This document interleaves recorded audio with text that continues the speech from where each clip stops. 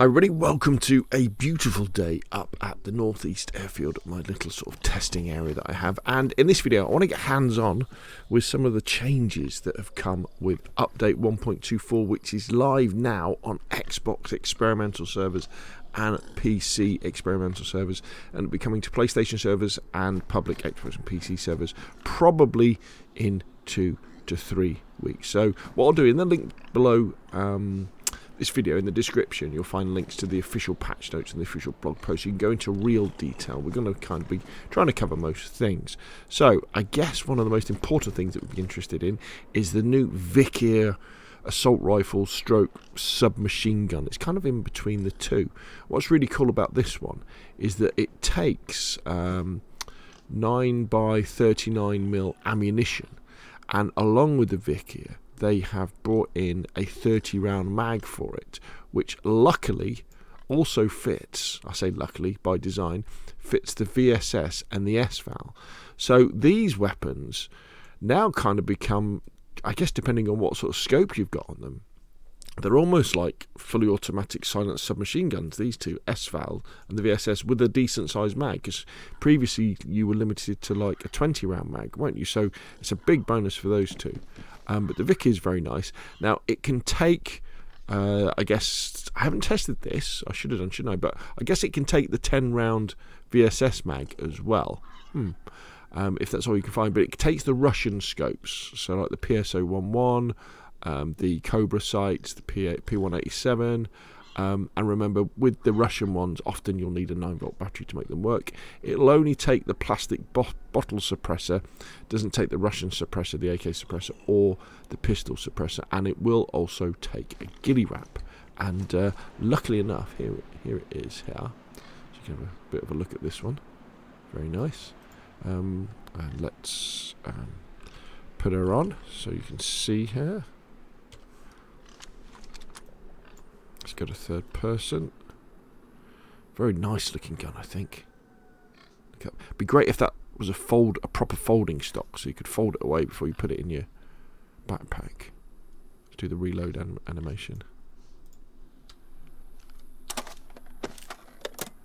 Very nice. So let's see what she said. I mean, the iron sights are quite nice, aren't they? So let's do the. That sounds great, doesn't it? And yeah, here we go. Look at this. Look at this. You could, if you wanted to, put the Russian night sight on it. Always makes me laugh. That let's take rid of that. So you've got the Cobra sights are very nice on this one. There you go. Look at that. Very nice indeed. I like that. And then what else have we got here? We've got the let's take the Cobras off. So the PSO. A bit magnified. But I guess you could, yeah, I don't know how good it will be at range. We'll have to wait for one of Wobo's videos, won't we? And there you've got the, let's take that off. In fact, that was the P187. That's the PSO one again. I mean, it's a nice scope, but it's probably a little bit too oh yeah, I guess that's quite nice, isn't it? The fact that we can swap between the iron sights. Could we do that? The only thing you've got to watch out for with these scopes is that often they're zeroed for a different weapon. Yeah, we can't swap, can we, with that one? So to be honest, I think I would probably go with the nice Cobra, because that's very nice indeed. Okay, so nice little weapon we're getting, and also this nice little bonus for the VSS and the SVAL. As I say, it takes takes 9x39, as well as the armor piercing 9x39. So it could be a bit of a PvP beast when you're going up against people in close quarters. Now, this is a really nice one, I think. So the ballistic helmet, which used to come in, or still comes in blue, black, and green, now comes in these really cool other colours. So we've got camouflages, so you can see my character's got one on at the moment. This is, which one have I got on here? There we go, that one there. Looks very nice, doesn't it? And this means that you can now have a kind of a proper NATO uniform, I think, with the battle dress uniform and the Marine Corps stuff. So you can have real proper Russian and sort of US Marine sort of outfits for sort of PvP, which I think is very good as well. I've thrown in the ZK cap seekers. Now apparently these give you slight protection against NBC stuff, so toxic gas. So if somebody throws a toxic gas grenade at you and you're wearing one of these, or you get caught in a gas strike, or I guess if you run into one of the permanent gas areas, this will give you some protection. Obviously you really should have a gas mask on as well. Coming on to this side, the metal chest plate, the great helm, the tripod and barrels can now be fixed if you get a blowtorch. So if you find a blowtorch and you attach a large or a medium gas canister to it, if these are damaged, you can now fix them. Because remember, with the chainmail stuff, you would use the pliers, wouldn't you, I think, to fix them. So yes, you can fix barrels if you want to, which is pretty cool. Now I've put this zombie out here like this with this barrel, with this baseball bat, because what they've done is they've increased the damage that blunt weapons do to the infected.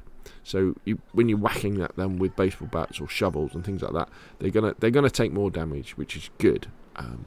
Also, they've made it so that infected, when they're aggroed, when they're aware that you're around, they're going to stay in that state for a little bit longer as well.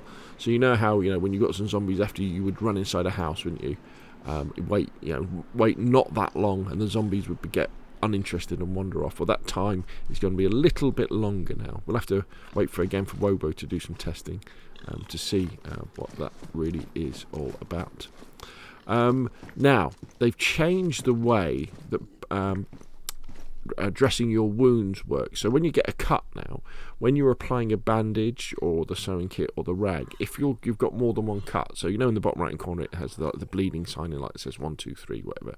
What will happen now is, as you're applying that bandage, it will keep applying it to the next bandage and next bandage. It won't stop and wait for you to start again, which it used to do, as long as you've got enough bandages or sewing, or the sewing kit's big enough, or you've got enough rags in that stack. So it's a continuous application, which is really good, which is kind of the way that it would be, and it stops that situation where you lose awareness of what's going on and you're bandaging and your character stops bandaging, but you forgot that you've got 2 bleeds, and then you're carrying on bleeding and you're losing blood and then you're losing health. This way, that's hopefully going to avoid that as well.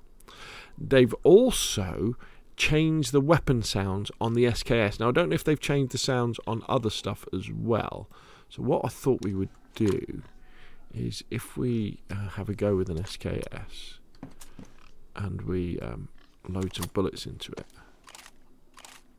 we'll have a listen. I'm not sure how well this will come across in the video.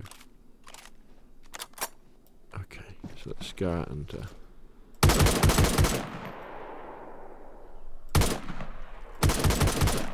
oh, look at that chicken.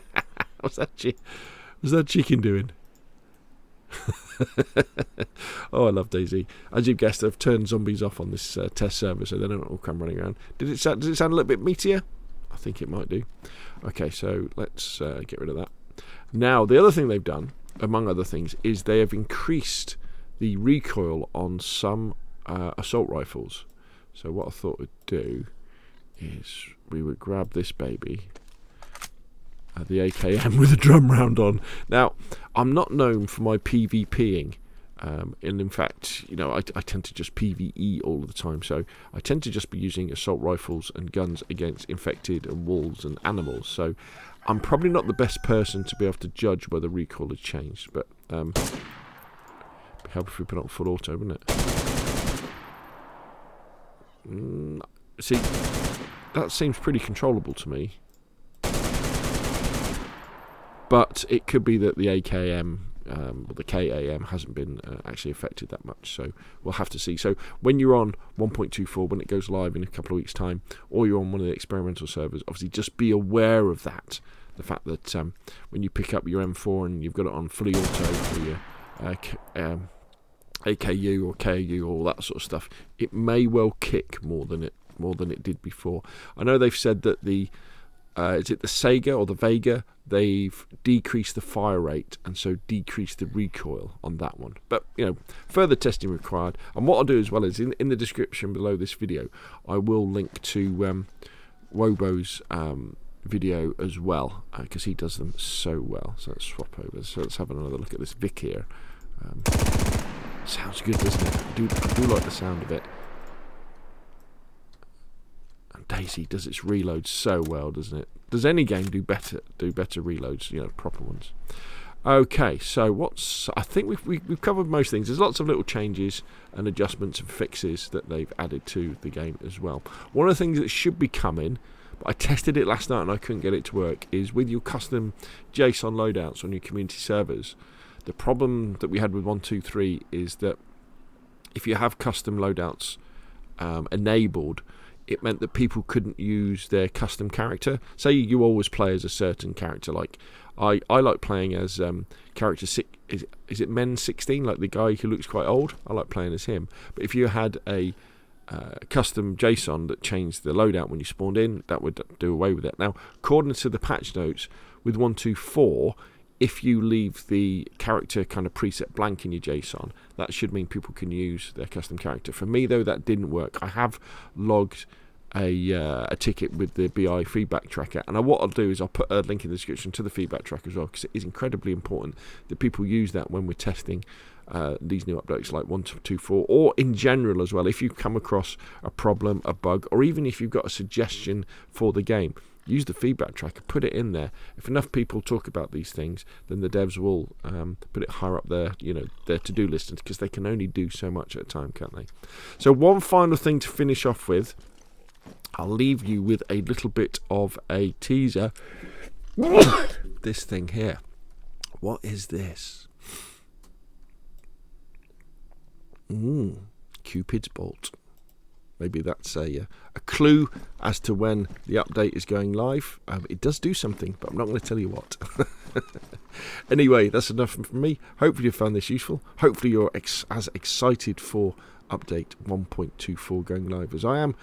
Again, it's one of the smaller ones because they're cleaning up a lot of things and getting us ready for the big changes this year in DayZ, which hopefully are going to include the AI on the infected changes. But if you've enjoyed the video, hit like. If you want to see more of the same, press subscribe, and I will of course see you again soon.